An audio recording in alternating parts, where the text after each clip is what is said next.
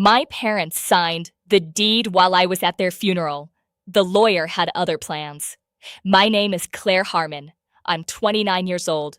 And the day I buried both of my parents, the same week, 6 days apart, my brother Marcus was already at the county recorder's office. I didn't know that then. I was standing in the rain at Millfield Cemetery, holding my mother's funeral program in both hands. And Marcus was 23 miles away, signing his name on a deed transfer that he had been preparing for 3 months. He was that ready. He'd been waiting that long. Before I tell you what the lawyer did, please hit like and subscribe. Drop your city and the time where you are. I read every single one. And I need you to stay with me, because this story doesn't go where you think it does. Let me take you back to the house I grew up in. Hartwell Road, a gray Craftsman with green shutters, a porch that my dad rebuilt twice, and a backyard that backed up to a creek that flooded every spring. My dad, Thomas Harmon, bought that house in 1989 with a check he'd been saving since he was 19. He paid it off in 2011. I remember the day he came home with the lien release in a manila envelope. He set it on the kitchen table and just looked at it for a long moment without saying anything. Then my mom, Ruth, put her hand on his shoulder and said, "We did it." He covered her hand with his, didn't speak. That's the kind of man my father was. He didn't use many words, but he meant every single one he did use. And my brother Marcus, he learned very early that the right words, said at the right time, could move things in his direction. Marcus is 6 years older than me. He was always the one in the room that people defaulted to. Confident voice, easy laugh, the kind of guy who made your parents feel like everything was under control just by walking through the door. Our parents adored him. My mom especially. She lit up differently when Marcus called. I was the younger one. I went to community college, stayed local, got a job doing administrative work at a property management firm downtown. Nothing flashy, nothing that made anyone's face light up at dinner. I was just Claire. Reliable, nearby, easy to overlook. And I think I know now that Marcus counted on that. My father got sick in January. Pancreatic cancer, stage 4. They found it late, the way they almost always do with that kind. He was gone by March 4th. 58 days from diagnosis to burial. I moved in with my mom that first week after Dad's diagnosis. Slept on the couch. Drove him to every appointment. Learned how to manage his medications. Which ones with food, which ones caused the nausea, which ones he needed at 3 a.m. when the pain spiked and he wouldn't ask anyone for help. Marcus came to visit 4 times. 4 times in 58 days. He lived 40 minutes away. Each time he came, he stayed for a few hours. Talked about the old days, high school, his son's baseball games. Good visits, warm ones. And each time he left, my mom would hug him at the door and say, "Thank you for coming, sweetheart." Like it cost him something. I was there every day. Nobody said thank you to me. It just became assumed. Claire's there. Claire handles it. The night Dad passed, Marcus drove over and sat with my mom until almost midnight. I made coffee. I cleaned the kitchen. I called the hospice nurse. Marcus held Mom's hand and let her cry on his shoulder. I'm not saying that's wrong. She needed that. She needed him. I'm just telling you who was doing what, because it matters later. My mother lasted 6 days. I think she just didn't want to be in that house without him. They'd been married 31 years. The way she talked about him in those final days, it was like she was already somewhere else. Like she was waiting for the door to open. On March 10th, it did. She took one long, slow breath. And then she didn't take another. I sat there for a long time before I called anyone. The house was so quiet. Just the refrigerator hum, the creek running out back, her hand still warm in mine. I finally called Marcus. He answered on the second ring. I said, "She's gone." A pause. Then, "Okay, I'll call the funeral home. You don't need to do anything." I said, "Marcus, I'm already here. I can—" "Claire." His voice was careful, gentle even. "I'll handle it. You've been doing everything for months. Let me take this one." I said, "Okay." I thought he was being kind. I didn't know he was already 3 steps ahead. Both funerals were within the same week. Dad's on a Wednesday, Mom's on the following Tuesday. Between them, I went home once to shower and change clothes. Otherwise, I was at the house on Hartwell Road, sorting, answering calls, greeting neighbors who came by with casseroles, writing thank you notes at the kitchen table at midnight. Marcus handled the funeral arrangements. He was good at it, actually. He had a way with funeral directors, with the pastor, with the distant relatives who needed to feel included. I watched him work a room full of grieving people, and I thought, he's really good at this. I didn't think to ask why he was also good at paperwork. The day of Mom's funeral, it rained. Not hard, just that low, steady gray drizzle that settles into your collar and doesn't let go. The cemetery was small, older, the kind with uneven ground and trees that have been there longer than anyone in attendance. I stood at the grave in a black coat that had been my mother's. It still smelled like her perfume, faint, like a memory of a memory. The pastor spoke. Neighbors cried. Marcus stood across from me, his wife beside him, his arm around her shoulders. He caught my eye once and gave me a small nod.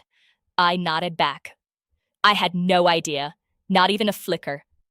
The envelope arrived 11 days later, plain white, my name typed on the front.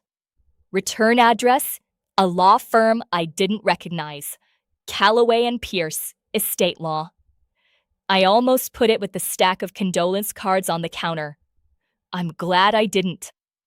Inside was a single letter, 2 paragraphs, professional language, careful phrasing. But what it said, stripped down, was this. Your parents executed a deed transfer of the property at 4412 Hartwell Road to Marcus Daniel Harmon. Sole ownership, signed and notarized on March 11th. March 11th, the day of my mother's funeral. I read it twice, then a third time, slower. My mother's body was in the ground. The flowers on her grave were still fresh. And that same day, a deed with her signature on it, somehow, had been filed at the county recorder's office, transferring the house I grew up in entirely to my brother. I set the letter down on the kitchen table. My father's kitchen table, the one he built himself. I sat there for a long time, and I felt something shift inside me. Not rage. This was quieter than that. Cold. Precise. I picked up my phone and called the number at the bottom of the letter. The woman who answered was not what I expected. Her name was Patricia Sousa. She sounded like someone who had been doing this work for a very long time and had stopped being surprised by any of it. "Miss Harmon," she said, "I'm glad you called. There are some things your parents asked me to make sure you understood." I said, "My parents hired you?" "Your father did, about 14 months ago." 14 months. That's before the diagnosis. That's before any of this. She asked if I could come to her office. I said I could come tomorrow morning. She said she'd clear her first appointment. I didn't sleep that night. I sat in my mother's reading chair by the window with a cup of tea that went cold, and I thought about my father. About the way he'd looked at that lien release in the manila envelope. About the fact that he was already talking to a lawyer 14 months ago and never said a word to me. I thought about Marcus, about those 4 visits, about the way he said, "I'll handle it. Let me take this one." About what exactly he had been handling. Patricia Souza's office was on the 4th floor of a building downtown. Small waiting room, good coffee, law books on shelves that actually looked used. She was maybe 60, reading glasses on a chain, gray hair cut short, the kind of handshake that tells you immediately she doesn't waste time. She sat across from me and opened a folder. "Your father came to me in January of last year," she said. "He told me he had been diagnosed, informally at that point, still waiting on confirmation, and that he wanted to get his affairs in order." I said, "He didn't tell me he was sick that early." "He didn't tell anyone. He said he needed time to think first." She slid a document across the desk. "He established a revocable living trust. All assets, the house, a savings account, and a small investment portfolio, were placed into the trust. The trust named both you and your brother as beneficiaries." She paused. "With conditions." I looked up from the paper. "Your brother," she said carefully, "was made aware of the trust. Your father told him directly, about 6 months ago, that the house would be divided equally between you." Something tightened in my chest. Marcus knew. He knew. And the deed transfer? Patricia took her glasses off and set them on the desk. "That's why I sent you that letter. The deed your brother filed, the one dated March 11th, contains your mother's signature. But your mother was under hospice care beginning March 8th. She was on a continuous morphine drip. She was not legally competent to sign any document after that date." The room was very quiet. "The notary stamp on the document," Patricia continued, "is registered to a notary in Clarksville. The signature on that notary acknowledgement does not match the notary's verified samples." I put the document down slowly. "He forged it. She didn't say yes. She didn't have to. What I can tell you," she said, "is that the trust your father established supersedes any deed transfer. The house was placed in the trust before your father died. It was never Marcus's to transfer. Whatever he filed at the recorder's office creates what's called a cloud on title, but it doesn't give him ownership. The trust does. So what happens now?" She folded her hands on the desk. "Now," she said, "we file to clear the title. We report the forged notary to the state licensing board. And we notify your brother that any claim he believes he has to that property is not legally valid." She looked at me steadily. "Your father anticipated that Marcus might try something. That's why he structured the trust the way he did. He wanted you protected. My father's name on the cover page. His signature at the bottom of the trust document, written months before he was sick enough to be afraid. He saw this coming, long before I did. I want to stop here for a second and ask you something.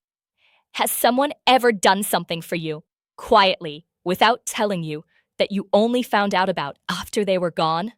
Tell me in the comments. I read every one. Because that's what my father did. He didn't say, Marcus is going to betray you. He didn't warn me, didn't sit me down, didn't make it dramatic. He just quietly, without fanfare, made sure I had ground to stand on. I didn't even know to say thank you. I called Marcus that afternoon, from my car in the parking lot outside Patricia's office. I needed to be somewhere I could leave if I needed to. He answered on the third ring. Hey, how are you holding up? That was the first thing he said. How are you holding up? I said, I got a letter from a law firm. Short, but I caught it. What kind of letter? About the deed transfer you filed. The one dated the day we buried Mom. Silence. Long enough that I could hear him breathing. Then, Claire, I was just trying to simplify things. You know how probate drags on, it could take years. Marcus. I was protecting the asset. Dad would have wanted Marcus. Quieter this time. I know about the trust. The breathing stopped. I know Dad set it up 14 months ago. I know you knew about it. I know Mom's signature on that deed is forged. And I know the notary's stamp is fraudulent. Nothing, not a word. The title attorney has already filed to clear it, I said. The state licensing board has been notified about the notary. Whatever you thought was going to happen, it isn't. When he finally spoke, his voice had changed. The warmth was gone. Just flat, stripped-down words. You're going to regret this. I said, I don't think I am. I sat in that parking lot for a long time. I didn't cry. I just watched people walk in and out of the building and thought about my father setting up a trust 14 months before he died, quietly, without telling anyone, because he already knew his son well enough to plan around him. That's both beautiful and terrible at the same time. I still haven't figured out which one wins. Over the next 3 weeks, it unfolded the way Patricia said it would. The forged deed was flagged. The recorder's office issued a notice of invalid filing. The notary in Clarksville, when contacted by the state board, confirmed immediately that she had never notarized any document for Ruth Harmon. She had no idea her stamp had been used. She was furious. The state board suspended her stamp pending investigation, standard procedure, and opened a fraud inquiry naming Marcus as the party who submitted the document. Marcus called me twice during that period. He left one voicemail, something about how this was a misunderstanding he could explain. He'd always been the one who took care of things, and I just didn't see everything he'd done for this family. I listened to it once, deleted it. Then came the call I did pick up. It was his wife, Dana. She'd been married to Marcus for 9 years. I'd always liked her. She was steady in a way Marcus wasn't. She said, "Claire, I need you to know I didn't know." I believed her. Instantly. There was something in her voice that sounded like someone who had just found out what their own house was built on. He told me it was a standard transfer, she said. He said your mom had signed it before she passed, and it was just clerical. I didn't ask questions I should have asked. I told her it wasn't her fault. He hired an attorney, she said. He's going to contest the trust. I already knew. Patricia had been informed. Dana, I said it gently. My dad set it up with a full attorney when he was competent. Witnessed properly, notarized correctly. There's nothing to contest. She was quiet for a moment. I know, she said. I think I knew before I called. She sounded exhausted, hollowed out. Like someone standing in the middle of a room they just realized they'd never fully understood. I'm sorry, Claire, she said, for all of it. After I hung up, I sat in my mother's reading chair again. The one by the window, the creek outside making its low, steady sound. My brother hired an attorney.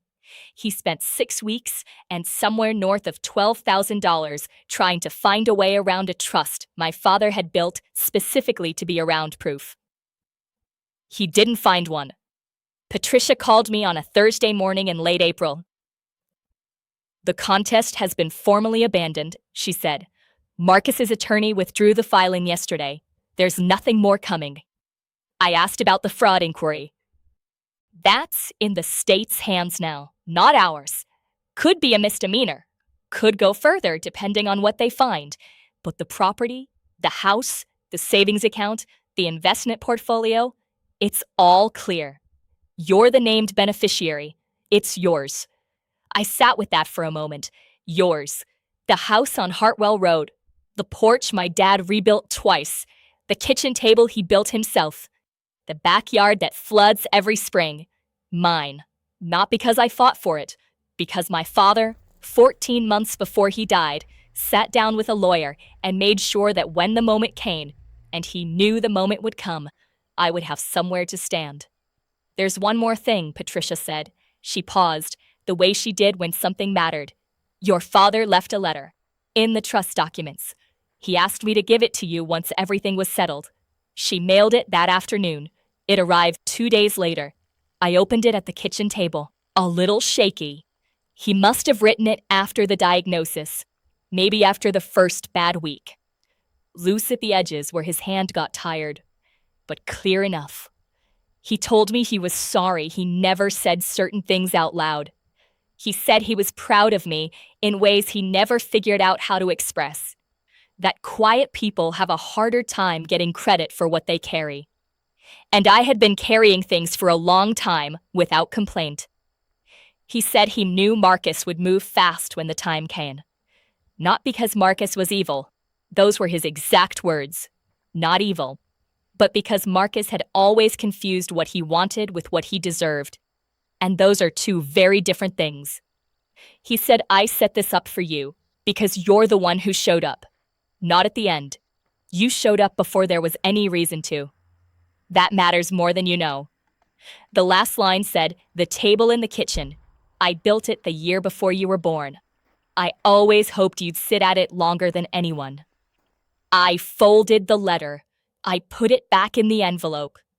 And I sat at that table for a long time, in the quiet of the house on Hartwell Road, listening to the creek run outside, thinking about a man who built things with his hands and planned things with his heart, and never once made a show of either. I still live in the house. I painted the porch last fall, same green as the shutters, the way my mom always wanted. I fixed the step that had been soft for 2 years. I planted something in the backyard that my mother had always meant to plant and never got around to. Marcus and I don't speak. That's his choice, not mine. I left the door open. He's the one who decided what to do with it. Dana texts me sometimes. Short things. A photo of her daughter's school play. A quick check-in. I always write back. She didn't choose any of this, either. The fraud inquiry concluded in the fall. Marcus received a misdemeanor charge for filing a document with a fraudulent notary stamp. No jail time. His attorney negotiated it down. I didn't feel satisfied when I heard that. I just felt done. Like a chapter that had finally reached its last sentence. I think about my dad a lot. I think about the fact that he was sitting in a lawyer's office 14 months before he died, quietly making sure that the people who showed up would have something to show for it. He couldn't change who Marcus was. He couldn't make my brother into someone who would do the right thing on his own. But he could build a wall, and he did, quietly, without telling anyone, the way he did everything that mattered. If you're listening to this, and you feel like you're always the one who shows up, the one who drives to the appointments, answers the 3 a.m. calls, clears the plates, writes the thank you notes, I want you to hear me. That doesn't go unseen. Not always. Not by everyone. Sometimes the people who love you most aren't saying much. They're just building something for when you need it. And sometimes you don't find out until after they're gone. That's the hardest kind of love to receive, because you never got to thank them for it. So if you still have someone like that in your life, someone who just quietly shows up, no fanfare, no announcement, maybe today is a good day to say something. I wish I had. That's my story. If it stayed with you, share it with someone who needs it. Subscribe if you haven't, and tell me in the comments. Has someone ever protected you quietly, without you knowing, until it was too late to thank them? I read every single one.